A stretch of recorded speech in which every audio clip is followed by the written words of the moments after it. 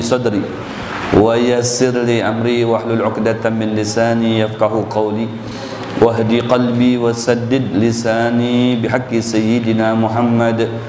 Subhanaka la ilma lana illa ma 'allamtana innaka antal alimul hakim. Wala haula wala quwwata illa billahil aliyyil azim.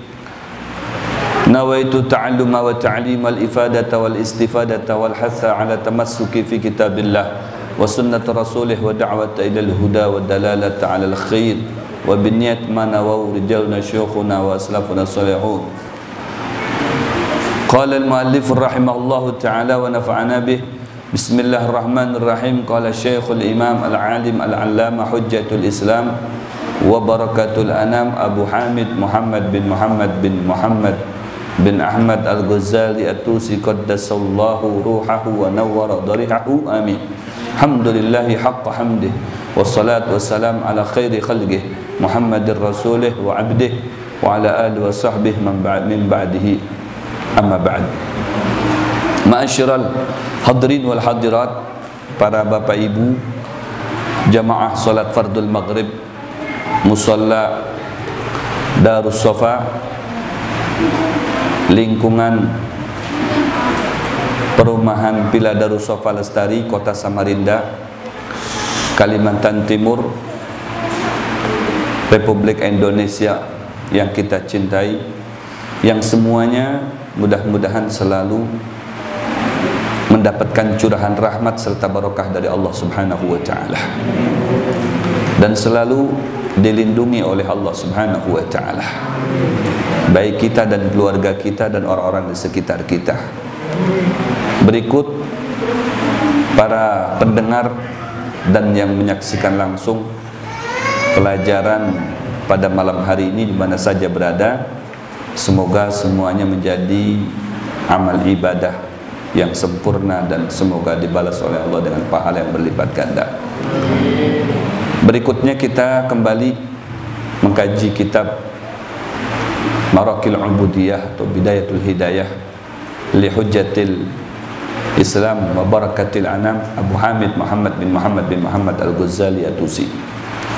Dan di pekan sebelumnya kita membahas yang masih di permulaan, yaitu lafal Bismillahirrahmanirrahim, di mana berdasarkan sabda Nabi sallallahu alaihi wasallam, kullu amrin dzibalin la yubda'u fihi bi bismillahirrahmanirrahim fahuwa aqta, yang artinya siapa yang melakukan suatu perbuatan yang dianggap baik oleh syariat, kemudian ketika dia melakukannya itu tidak memulainya dengan mengucap Bismillahirrahmanirrahim, maka perbuatan itu akan menjadi sia-sia karena tidak ada keberkahan di dalamnya. Meskipun para ulama sebagian berpendapat qalilul barakah, ada berkahnya tapi sedikit. Tapi dalam hadis dinyatakan oleh Rasul fahuwa aqta, maka keberkahannya tidak ada. Maka mengarang kitab ini Al-Imam Ghazali juga diawali dengan Bismillahirrahmanirrahim ya. Kemudian hukum mengamalkan Bismillahirrahmanirrahim atau membaca bacaan Bismillahirrahmanirrahim bisa menjadi wajib seperti ketika di dalam sholat. Itu pendapat Al-Imam Syafi'i ya, pendapat Al-Imam Syafi'i, Bismillahirrahmanirrahim ayatun minal Fatihah, sebuah ayat daripada ayat-ayat yang terkandung di dalam suratul Fatihah. Yang bermadhab Syafi'i, kemudian dia sholat dan tidak membaca di awal Fatihahnya bacaan Bismillahirrahmanirrahim, maka Fatihahnya tidak sah karena ada satu ayat yang tidak dibaca. Dan itu wajib. Kalau Fatihahnya tidak sah, sholatnya tidak sah juga. Berarti La sholata lahu, tidak ada melaksanakan sholat baginya meskipun pada zahirnya dia melaksanakan sholat. Itu pendapat Al-Imam Syafi'i. Jadi wajib kita yang merujuk kepada Al-Imam Syafi'i sebagai madhabnya, agar di setiap melaksanakan sholat, baik itu yang wajib maupun yang sunnah, hendaklah ketika membaca Fatihah itu terlebih dahulu diawali dengan membaca Bismillahirrahmanirrahim. Kemudian sunnah, ya, sunnah membaca suratul Fatihah ketika ya di dalam sholat juga, tapi pendapatnya Imam Malik. Pendapat Al-Imam Malik yang bermadhab Malikiyah, tidak wajib dia membaca suratul Fatihah diawali dengan Bismillahirrahmanirrahim, karena Fatihah itu bagi mereka pendapat yang bermadhab kepada Imam Malik diawali dengan Alhamdulillah. Jadi Fatihah laisa ayah minal Fatihah. Bismillah bukan ayat daripada Fatihah, dia tersendiri gitu, di luar Fatihah. Maka mereka berpendapat Bismillah itu tidak wajib bagi kami, tapi sunnah, dan sunnahnya disirkan, tidak dinyaringkan suaranya. Bismillahirrahmanirrahim, Alhamdulillahi Rabbil Alamin gitu. Jadi Fatihah itu diawali dengan Alhamdulillah, ya, karena bagi mereka sekalipun tidak baca Bismillah, sah-sah saja sholatnya, karena Fatihahnya sah, ya. Nah, kita yang bermadhab Syafi'i tidak boleh ikut-ikutan, ya, tidak boleh ikut-ikutan. Kalau ikut-ikutan ngambil sedikit-sedikit itu namanya talfik, ya. Maka tidak baik bagi orang yang mempunyai sifat talfik. Talfik itu yang mengambil sedikit-sedikit, nanti sewaktu-waktu ikut ke sini, waktu-waktu ikut lagi ke sini, pindah-pindah, tidak mempunyai pegangan, ya, tidak ada prinsip. Jadi harus ada prinsip, ya.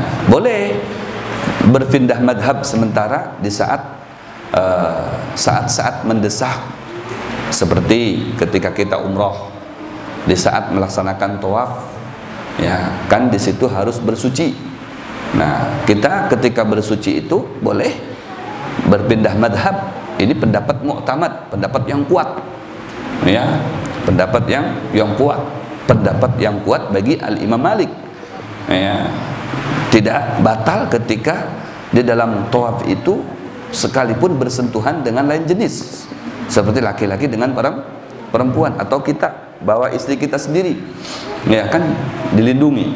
Jika tawaf itu istri kita di tengah, di dalam, di depan, ya, kita tawaf, kita menjaga, melindungi sebagai suami yang setia dan cinta dengan istrinya. Tidak dibiarkan udah ikam sorangan aja tawaf dah, ya, jaga, ya, nanti itu takut tersentuh atau disentuh sama orang, ya. Nah, ketika kita menyentuh istri kita, pendapat Imam Syafi'i kan batal sholatnya, tapi pendapat Maliki nggak batal, ya, nggak batal, asal jangan ada syahwat, ya, nggak batal, karena kita melindungi di situ. Nah, ketika kita berpindah madhab pada saat itu dengan madhab Imam Syafi'i, maka hendaklah diawali dengan ketika berwudu, wudunya pun wudu Maliki, dari Imam Syafi'i ke Maliki, wudunya harus wudu Maliki juga.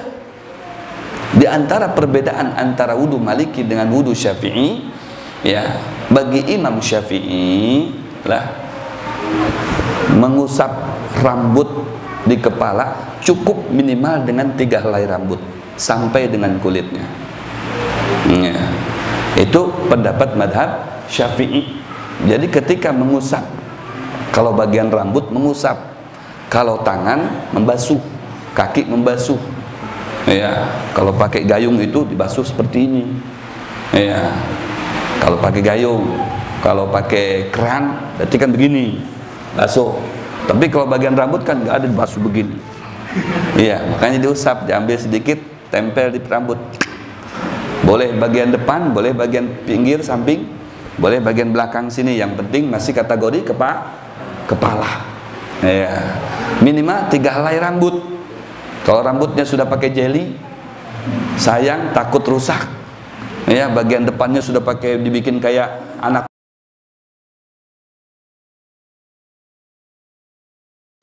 Ya, boleh di sini. Boleh di sini. Ya, nggak harus di sini. Minimal 3 helai rambut hatta al-basyarah. Tapi wajib dikenakan ke kulitnya. Nggak boleh cuma rambutnya saja. Kalau boleh hanya rambutnya saja yang enak perempuan. Karena perempuan panjang-panjang rambutnya. Cukup ditarik ke depan. Nah, lebih daripada 3 helai rambut, bisa semuanya tuh ujungnya masuk. Atau dimasukin ke keran. Karena rambutnya panjang. Ya, tapi makanya wajib harus dengan kulit kepalanya. Ya, jadi tekan supaya airnya masuk meresap ke dalam kulitnya. Kita merasa dingin. Oh ya sudah. Ya, itu pendapat Syafi'i. Kalau pendapat Maliki wajib semuanya. Dari ujung mulai dihitung kepala di sini sampai ke sini wajib. Makanya ya, mereka yang mengikuti madhab Maliki jarang yang rambutnya panjang. Ayo, pernah kita melihat mereka yang di Saudi rambutnya ada segini, laki-laki, ya, atau yang segini, jarang. Ya, karena kalau dia membasuh atau mengusap kepalanya, dia wajib semuanya kena air, semuanya dari sini sampai ke sini. Kalau kita madhab Syafi'i sunnah semuanya. Makanya adabnya caranya begini, ngambil air tuh ke sini, tarik ke belakang, disapu lagi ke depan, ambil lagi, tarik ke belakang, disapu lagi ke depan, tarik lagi, ya, diambil lagi banyunya, dibasahi tangan kita, ya, tarik ke belakang, sapu ke depan. Itu sunnahnya. Tapi kebanyakan orang cukup gini. Apalagi kekanakan. Tidak apa-apa gitu, yang penting banyunya itu betul-betul diyakinkan sampai ke kulit kepalanya. Ya, jadi gak harus sebijian rambut itu dari ujung sampai ke ujung lagi basah, dah. Ya, dah harus itu. Ya, makanya Imam Syafi'i yang mengikuti madhab Syafi'i rambutnya kadang panjang-panjang. Ya, rambutnya panjang-panjang. Ya. Kalau mereka yang mengikuti madhab Maliki rata-rata yang panjang bukan kepalanya, rambut kepalanya, jenggot. Karena haram mencukur jenggot bagi mereka. Iya, haram. Iya, wow, udah pelihara. Iya, karena dibalik ada rambut di jenggot ini atau ada jenggot di dagu, ada rambut di dagu yang disebut dengan janggut. Ini tempat bertasbihnya malaikat. Oh, ya. Jadi dianjurkan tuh laki-laki itu tidak boleh menghilangkan habis jenggotnya. Ya, maka pendapat Imam Maliki disebut dengan amrod. Ya, bahaya itu. Amrod itu ya laki-laki tapi berbahaya, bisa membangkitkan syahwat bagi laki-laki lagi. Disebut dengan amrod. Karena amrod itu kayak kekanakan gitu. Nggak ada kumis, nggak ada jenggot, bisa diculik ini kayak muslim ini. Ustadz muslim nih nggak ada jenggot, nggak ada kumis, di Saudi bisa diculik ente. Wah, bahaya itu. Makanya kalau ada jenggotnya nggak berani. Wah, ada haibah tersendiri. Ya, ada karismatiknya orang berjenggot itu. Ini kayak Dimas ini. Nggak bisa nih jalan-jalan sendirian kalau di luar sana. Iya, diculik amrod. Ya, gitu ya. Nggak boleh. Kayak sekalipun selembar, biarkan jenggot. Ya, tapi dijaga jenggotnya. Jangan ke barat, ke timur, ke utara, ke selatan. Nanti kalau yang punya istri, istrinya bisa nggak betah melihatnya. Iya, ya dibagusin. Kalau dibagusin, yang penting jangan dihabisin semuanya. Ya, jangan dihabisin semuanya. Itu berapa pendapat perbedaan antara Syafi'i dan Maliki. Dan harus ikut wudunya wudu Maliki, baru yang lain-lainnya ikut Maliki juga. Ya, sholatnya boleh sholat Maliki. Karena wudunya wudu Maliki, dan ketika tawaf juga kita ya tersentuh atau menyentuh perempuan nggak batal, gitu ya. Saat itu. Tapi kalau kita mau fanatik dengan Imam Syafi'i, nggak mau saya berpindah madhab meskipun pada saat kondisi di tanah haram mau apa namanya, mau tawaf, tetap ada juga pendapat Imam Syafi'i yang membolehkan, tapi kaulnya kaul dhaif, ya, pendapatnya lemah. Sekalipun lemah, tapi mereka yang fanatik dengan madhab Syafi'i, dia nggak mau berpindah ke madhab Maliki. Kenapa? Meskipun lemah, tapi ada yang tanggung jawab di situ. Siapa yang tahu jawabnya? Imam Syafi'i. Wah. Jadi kalau ada apa-apa, Imam Syafi'i yang bertanggung jawab. Gitu. Karena di saat darurat seperti itu dibolehkan, sekalipun pendapat Imam Syafi'i itu sendiri. Jadi kalau yang umroh itu boleh berpindah madhab sementara, boleh juga tidak berpindah madhab. Yang fanatik dengan madhab Syafi'inya, dia nggak mau pindah madhab, tetap dia bermadhab kepada Imam Syafi'i dalam kondisi apapun, seperti itu.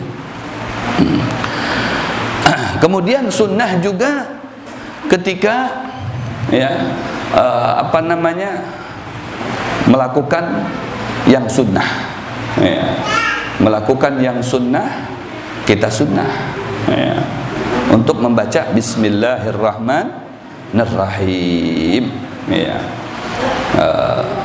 Begitu juga ketika kita mau tidur, mau makan, mau minum, itu disunahkan, disunahkan untuk membaca Bismillahirrahmanirrahim. Berarti mubah.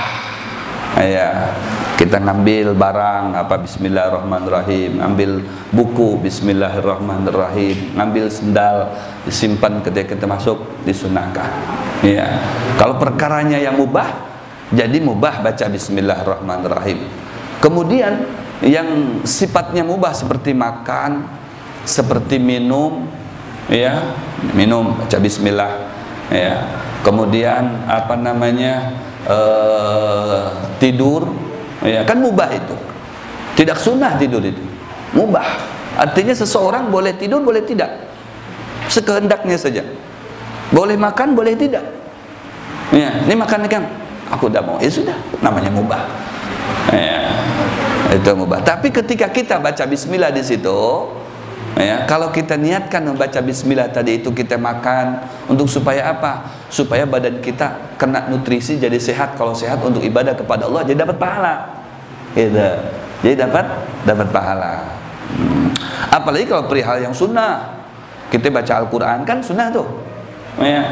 Baca Bismillahirrahmanirrahim, baca zikir, bertasbih, Bismillah dulu. Baca sholawat, Bismillah dulu.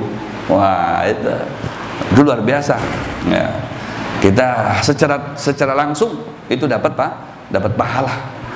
Karena pahala yang sunnah itu apabila dilakukan, dia mendapatkan pahala. Jika tidak pun tidak mendapatkan pahala, artinya alias tidak disanksi. Kalau tidak membaca Bismillah tidak disanksi. Kalau hanya baca Bismillah berarti dia dapat pahala seperti itu, dapat berkah, dapat pahala, dapat berkah lagi. Mubah. Mubah seperti tidur, dia baca Bismillahirrahmanirrahim, dianjurkan untuk baca Bismillahirrahmanirrahim. Ketika kita niatkan, lain-lain disimpan di situ, diandak dalam hati kita, niatnya untuk apa? Tidur supaya seger awak. Kalau udah seger, nyaman, bisa untuk beribadah kepada Allah, kan? Maka di situ akan mendapatkan pahala. Disebabkan apa? Niatnya tadi. Niat. Luar biasa. Kemudian makruh, baca Bismillahirrahmanirrahim, makruh. Ketika apa? Makruh membaca Bismillahirrahmanirrahim ketika mau ngerokok. Mau ngerokok, Bismillah dulu.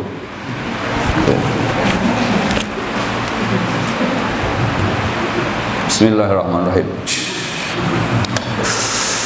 Alhamdulillah. Jadi baca Bismillahnya makruh, karena perkara yang kita lakukan itu adalah makruh. Makan bawang mentah, makruh baca Bismillahirrahmanirrahim. Kenapa? Karena bawang mentah atau makan pete yang mentah, belum dimasak, yang masih menyengat baunya, itu makruh. Baca Bismillah di situ makruh, nggak disunahkan kita baca Bismillah. Orang rokok nggak disunahkan baca Bismillah, makruh justru baca Bismillah, nggak usah baca Bismillah. Yang merokok, enggak Bib, ini diniatkan supaya sehat Bib, supaya nggak batuk. Barangkali kalau diniatkan sehat kan ngerokoknya jadi nggak batuk gitu, Beb. Ya nggak bisa. Kalau dari dasar hukumnya makruh tidak bisa menjadi naik menjadi sunnah atau apalagi menjadi wajib, ya tetap dia statusnya makruh. Artinya dibenci, nggak boleh. Kecuali diolah dulu, kol, petai, ya. Nah itu jadi tidak bau. Kalau sudah tidak bau berarti nggak hilang makruhnya, zalatil karahah, makruhnya hilang. Boleh baca bismillah di situ, mubah namanya. Juga haram baca bismillahirrahmanirrahim, ya, haram. Ketika apa? Mau korupsi, bismillahirrahmanirrahim. Mau korupsi, ya, bismillahirrahmanirrahim. Minum, bismillahirrahmanirrahim. Tapi yang diminum apa ini? Yang diminum bir, John Walker, whisky, vodka, cap topi miring, aduh, anggur merah. Ayo tos tung bismillahirrahmanirrahim. Oke, supaya Allah tidak menurunkan balanya katanya. Jadi kita aja. Tapi dilanjut, ini tambah. Wow, ayo kita bismillah lagi semuanya. Bismillahirrahmanirrahim. Insyaallah kabul katanya. Kabul hajat. Habis minum itu pada play semuanya. Kabul hajat gimana? Play. Haram baca bismillah ini bukan dapat pahala, melainkan dapat dosa. Ya, mencuri, ya, berzina, naudzubillah min dzalik. Bismillahirrahmanirrahim. Allahumma jannibna syaitan, jannibi syaitan minna. Ini zina. Haram baca bismillah. Itu. Jadi ada tempatnya masing-masing seperti itu, ya. La ilaha illallah. Bismillahirrahmanirrahim. Bismillah dengan menyebut nama Allah Subhanahu wa taala. Allah lafzul jalalah. Artinya Allah itu, kalimah Allah itu, lafaznya itu al-jalalah. Jalalah itu mulia, ya, mulia, agung. Jalalah itu makanya Allah Ar-Rahman Ar-Rahim, semuanya asmaul husna, nama yang baik. Nama Allah Subhanahu wa itu baik semuanya. Jika digunakan untuk ngaran anak kita akan menjadi baik juga. Khairul asma ma'ubid wa mahumid. Sebaik-baik nama diawali dengan nama-nama asmaul husna, nama Allah Subhanahu wa taala. Tapi ada adab. Pakai nama asmaul husna, nama Allah yang 99 itu baik, dengan catatan diawali dengan abdun kalau untuk manusia. Jadi Abdullah, Abdurrahman, Abdurrahim, Abdul Razak, Abdul Ghafur. Nah itu Bang. Jangan langsung, siapa nama kamu? My name is Allah. Iya. Siapa? What's your name? My name is Allah, Tuhan. Wah, kacau. Namanya Allah. Wah, ini kebelinger ini. Ini bahaya. Kan sempat viral beberapa tahun lalu ya, ada 2-3 tahun kalau tidak salah. Di televisi itu ada orang yang namanya Tuhan namanya. Seharusnya kan hamba Tuhan. Kalau pakai nama Tuhan, pakai hamba Tuhan, jangan langsung Tuhan. Akhirnya profilnya ketahuan, ini orang malas sholatnya. Jadi ketika diperintahkan sholat, ngapain katanya kamu ini siapa nyuruh saya sholat? Orang tahu nama saya siapa? Tuhan. Masa Tuhan disuruh sholat? Waduh, kacau itu. Harusnya saya nyuruh kamu sholat, kerja bukan saya disuruh sholat. Oh, ini bahaya ini. Iya, bahaya. Kebelinger, jadi ketulahan nantinya. Kalau kau mau ngambil barokah, karena nama yang the best itu adalah nama Allah, nama asmaul husna. Pakai abdun karena status kita sebagai hamba, Abdullah gitu. Ar-Rahman, Abdurrahman. Pakai aku senang pakai Rahim itu ya Abdurrahim gitu. Gak langsung Allah, Rahman, Rahim. Bikin sensasi kan sekarang banyak. Siapa nama kamu? Jibril. Kamu Israel. Waduh, jangan barak-barak, bahaya nih namanya Israel. Nama yang baik. Nama itu nama yang baik ngambil dari nama Asmaul Husna dan juga ngambil daripada nama Rasulullah Shallallahu Alaihi Wasallam. Ya, Mukhtar, Mustafa, Ahmad, Muhammad, Hamid, oh itu bagus. Nama-nama yang seperti itu. Ya, menganjurkan kita sebagai umat Nabi Muhammad ya harus fanatik dengan Rasulullah. Di antara menunjukkan kefanatikan kita, ya kita kasih nama diri kita Muhammad atau Ahmad. Oh kita udah terlanjur, ya orang tua kita nggak ngerti dulu, ya kita ngerti, kita paham, kasih nama anak kita atau cucu kita, ya Ahmad, Muhammad. Ada orang itu sekeluarga ngambil daripada nama sholawat, sholawat Al-Fatih. Allahumma sholli ala sayyidina Muhammad. Al-Fatih, yang pertama, anak pertama Fatih. Fatih lima uglik wal khotib, ini khotib. Nasiril haq, nasir ini nasir. Wal hadi la hadi ini. Jadi satu sholawat itu dipakai nama keluarganya. Ya, karena dalam sebuah hadis, ya, siapa yang diberi nama Muhammad maka akan diselamatkan daripada ancaman api neraka. Selamat dia, masuk ke surga insyaallah. Ya, saya punya kitab namanya Keutamaan Nama Muhammad. Jadi luar biasa, hadis-hadisnya itu luar biasa. Ya.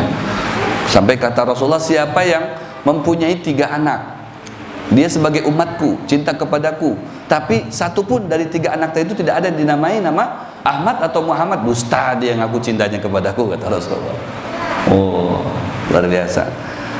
Satu ketiga, keutamaannya kalau orang yang dinamai Muhammad, maka rumah itu akan dikirimi, akan diutus malaikat oleh Allah untuk datang ke rumah orang yang dikasih nama Muhammad tadi itu setiap harinya untuk menyampaikan rahmat Allah Subhanahu wa taala. Jadi rumahnya berkah. Didatangi malaikat terus untuk disampaikan rahmat kepadanya. Itu namamu, nama Muhammad. Ya, luar biasa. Nama Allah, nama Rahman, Ar-Rahman. Ar-Rahman Al-Mun'im bi jalali ni'am. Ya. Rahman itu artinya zat yang maha pemberi nikmat yang besar. Maksudnya apa nikmat yang besar di sini? Kita kan taunya Ar-Rahman, Ar-Rahim, maha pengasih, maha penyayang. Maha pengasih di situ artinya ada kandungannya lagi tuh. Ada kandungannya lagi secara detailnya, itu secara globalnya maha pengasih. Secara detailnya, oh Al-Mun'im bi jalali ni'am. Artinya yang memberi nikmat yang besar kepada hambanya. Nikmat yang besar itu apa artinya? Ya, maknanya apa? Maksudnya apa? Nikmat yang besar itu adalah Allah memberikan nikmatnya kepada seluruh ciptaannya, kepada seluruh hambanya tanpa pandang bulu. Mukminan kana au kafiran. Ya, salihan kana au talihan. Mau mukminnya kah? Mau kafirnya kah? Mau orang yang soleh yang baik atau orang yang toleh yang kada baik, tetap dapat. Mau manusia, mau jin, mau binatang, belatung yang ada dalam kayu, yang ada dalam tanah, semuanya dapat nikmat Allah Subhanahu wa taala. Ikan-ikan yang ada di kullu dabah illa 'ala Allah rizquha. Semuanya Allah berikan nikmat. Allah curahkan nikmat kepada mereka, kepada makhluk Allah. Umum. Makanya rizki dari Allah Subhanahu wa taala sudah ada masing-masing. Bukan hanya kita manusia, semuanya ada masing-masing. Bahkan binatang-binatang yang ada dalam tanah, ada dalam kayu, ada yang ada dalam batu sekalipun, mereka ada rezekinya masing-masing. Ya, karena sudah secara global Allah berikan itu karunia-Nya. Ya, itu. Kalau Ar-Rahim, nah ini Al-Mun'im, zat yang memberi nikmat, maha penyayang kan, Ar-Rahim maha pengasih, maha penyayang. Penyayang ini Al-Mun'im bidaqaikiha, yang zat yang maha memberikan karunia yang kecil. Daqaik, dekah, kecil. Maksudnya nikmat yang kecil itu apa? Kok ada nikmat yang kecil? Bukan kecil bentuknya, tapi nikmat itu tidak umum. Maksudnya kecil di situ khusus. Kepada siapa? Khusus kepada orang-orang yang beragama Islam, orang-orang yang beriman kepada Allah Subhanahu wa taala. Kapan itu? Nanti di yaumil qiyamah. Di yaumil qiyamah Ar-Rahim itu berhak didapati hanya bagi mereka orang yang beriman kepada Allah, tidak dengan yang lainnya. Yang tidak beriman tidak ada hak. Yang beriman dia baru mendapatkan bagian daripada ya Maha Rahimnya tadi itu, Rahman Ar-Rahim. Ya, bagi orang yang mukmin. Makanya setiap orang mukmin pasti akan masuk surga. Pasti akan masuk surga. Enggak diragukan lagi, enggak ada kontroversi. Ulama ini semuanya akan masuk surga. Cuman, nah itu ada cumannya. Ada yang masuk surganya langsung lewat tol, ada yang singgah-singgah dulu. Selagi dia ada iman di dalam hatinya, meskipun seperti biji sawi, di dalam hatinya ada percaya kepada Allah. Iman itu kan percaya. Iman itu apa sih? At-tasdiq fil qalb, percaya dalam hati kalau Allah itu sebagai Tuhannya, Nabi Muhammad sebagai nabinya, Islam sebagai agamanya. Itu dibawa sampai ke akhirat, sampai titik akhir hayatnya dia. Tapi cuma modal iman saja. Gawiannya apa? Maksiat. Macam-macam sudah dia lakukan, berbagai macam bentuk perbuatan maksiat dia lakukan. Tapi masih ada menyimpan rasa kepercayaan kepada Allah Subhanahu wa taala. Dia tetap wajib masuk surga. Cuman seperti mana kita baju kotor. Baju kotor itu nggak langsung dimasukin ke lemari. Diapain dulu tuh? Direndam dulu. Kemudian pakai mesin cuci itu berapa kali diputar tuh. Habis itu dilihat masih kotor, apakah langsung diangkat nggak? Enggak. Tenggelamkan lagi. Tambah lagi rinsonya atau pemutihnya. Putar lagi. Muter seperti itu. Allahu Akbar. Itulah orang mukmin juga sama. Kalau dia maksiat nanti mampir dulu ke sana, nggak langsung ke surga sampai habis kotorannya tadi itu. Karena di surga itu nggak ada kotoran, nggak ada kotoran. Di surga nggak ada berak, buang air kecil, buang air besar, nggak ada. Allah nggak ada. Semuanya tempat bersih, tempat harum dan sebagainya. Allah, sampai bersihnya di sana itu dan harumnya di surga diumpamakan ludahnya bidadari itu lebih harum, atyab minal kasturi minal misik, lebih harum daripada kasturi. Itu ludahnya bidadari. Bidadari ludah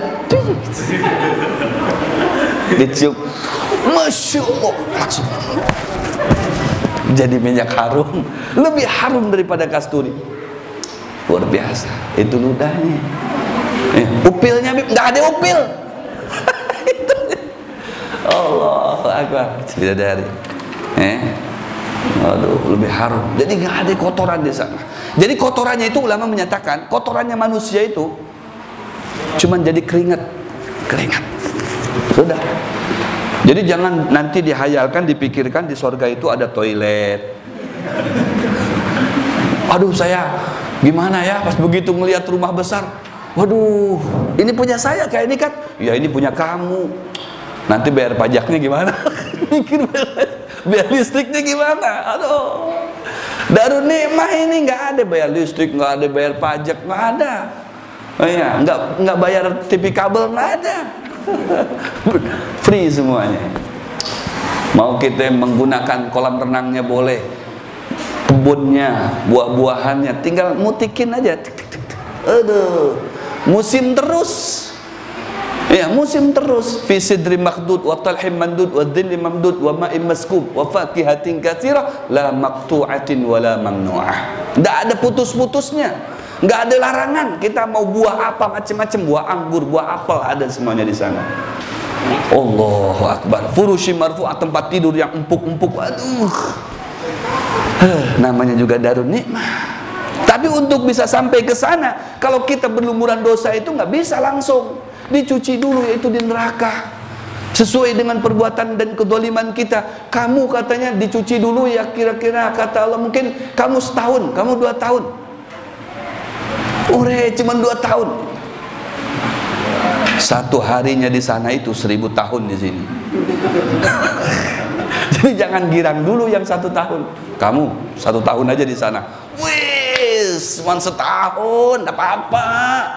tahunnya dibisiki sama malaikat, kamu setahun ini bukan setahun di dunia, sehari di sini 1000 tahun di dunia. Oh, 1000 tahun di dunia, 1 tahun, 1 harinya di sana kali setahun berapa coba? Supaya kenapa? Supaya merasakan jenuh, merasakan payah, merasakan susah di sana. Ente ketawa-ketawa waktu di dunia ini, sekarang lu biar nangis terus. Kullama aradu an yakhruju minha u'idu fiha wa qila lahum dzuqu 'adzaban nar alladzi kuntum bihi tukadzibun. Meronta-ronta, mau keluar. Risik. Sudah kamu di situ aja sudah. Enggak dipedulikan sama Allah. Ya, sudah batasnya sampai seberapa? Sampai selesai. Ya, dosa kita sudah tercuci semuanya, baru diangkat dipindahkan ke surga. Kalau sudah bersih. Jadi selagi ada iman, ada harapan masuk surga. Ya. Tapi yang tidak ada iman, selama-lamanya. Ya, Allahu Akbar. Innal ladzina kafaru min ahlil kitab wal musyrikin fi nari jahannam khalidina fi ulaika hum syarrul bariyah. Mereka yang ahli kitab juga daripada orang-orang kafir atau orang-orang musyrik. Ya, wal musyrikin, orang yang musyrik, yang menduakan Allah. Ya, maka selama-lamanya nanti di dalam akhirnya akan a'udzubillah min dzalik. Nanti di akhirat alhasil orang yang beriman kepada Allah dia akan dispesialkan, dikhususkan oleh Allah, dibedakan dengan mereka orang yang kafir dan orang yang berbuat maksiat kepada Allah Subhanahu wa taala. Itu disebut dengan Rahim. Bismillahirrahmanirrahim. Qala Syekhul Imam Al-Alim Al-Allamah telah berkata, Syekh ini, kata-kata Syekh ini berarti orang ini sudah punya jabatan, nggak sembarangan. Ya, kita kadang maaf asal melihat orang itu berjenggot, wah ini Syekh Syekh ini. Padahal orang Syekh itu, waduh, nggak sembarangan orang dipanggil Syekh itu kok sudah punya jabatan, punya kedudukan, punya ilmu. Ya, baru Syekh Al-Imam Al-Alim Al-Allamah. Ya, ada alim, ada allamah. Kalau alim dapat ya memahami ilmu. Ya.